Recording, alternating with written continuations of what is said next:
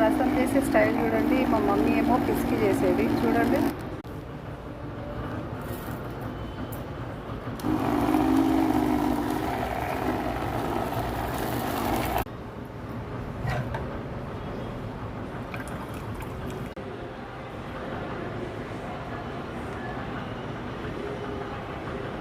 చూడండి ఇంత గట్టి చికెన్. ఈ చికెన్కి రసం కంపల్సరీ. రసం లేకుండా ఎలా తింటారండి ఫుడ్తో? పెప్పర్, ఇది చింతపులుసు,